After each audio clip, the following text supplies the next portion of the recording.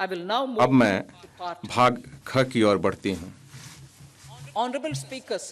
माननीय अध्यक्ष महोदय, पिछले 10 वर्षों में प्रत्यक्ष कर संग्रहण 3 गुना से अधिक हो गया है और विवरणी दाखिल करने वालों की संख्या 2.4 गुना हो गई है।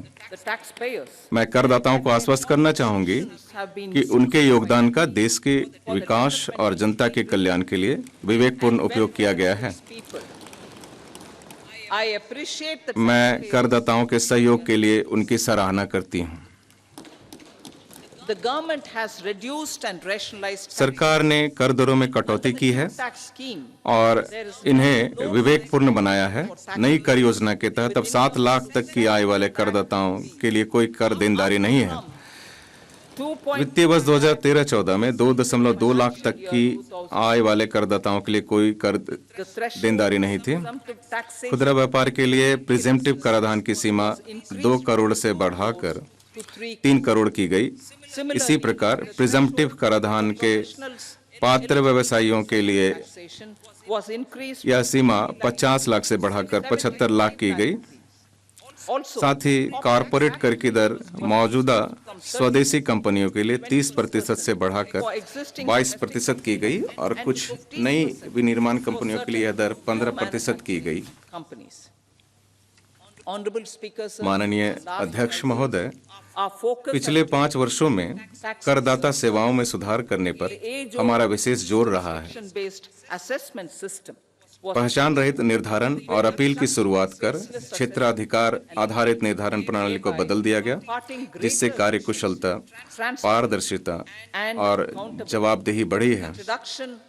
अद्यतन की हुई आयकर विवरणियां, नया फॉर्म 26 AS और पहले से भरी हुई कर विवरणियां शुरू किए जाने से कर विवरणियां दाखिल करने की प्रक्रिया अधिक सरल और आसान हो गई है।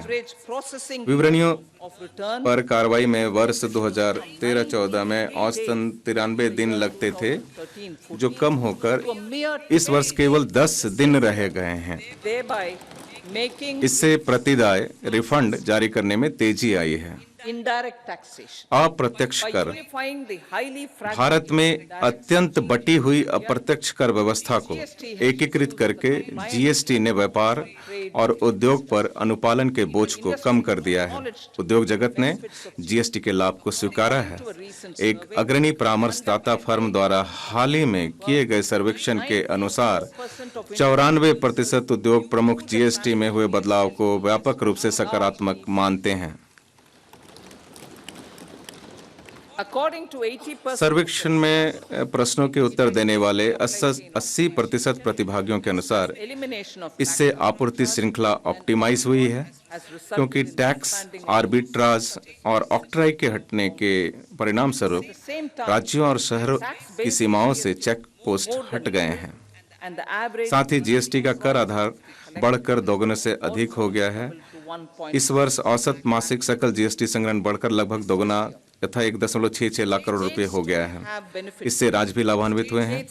राज्यों को जारी किए गए कंपनसेशन सहित राज्यों के SGST राजस्व की बुयंसी 2017-18 से 2022-23 तक जीएसटी के बाद वाली अवधि में ये 1.122 है। इसके विपरीत वर्ष 2012-13 से 2015-16 की जीएसटी से पूर्व की 4 वर्षों की अवधि में विलय होने वाले राज्य राजस्व की टैक्स बुयंसी केवल 0.72 थी। इससे सबसे बड़े लाभार्थी उपभोक्ता हैं, क्योंकि संभार तंत्र संबंधी लागतों और करों में कमी के परिणाम स्वरूप अधिकांश वस्तुओं और सेवाओं की कीमतें कम हुई है। हमने अंतर्राष्ट्रीय व्यापार को सुविधाजनक बनाने के लिए सीमा शुल्क में अनेक उपाय किए हैं, जिसके परिणाम स्वरूप वर्ष 2019 में जब पहली बार नेशनल टाइम रिलीज अध्ययन शुरू हुए, तब से 4 वर्षों की अवधि में इनलैंड कंटेनर डिपो में आयात निर्गम समावधि 47% कम होकर 71 घंटे रह गई हैं। एयर कार्गो परिसरों में 28% कम होकर 44 घंटे तथा बंदरगाहों में 27% कम होकर 85 घंटे रह गई है।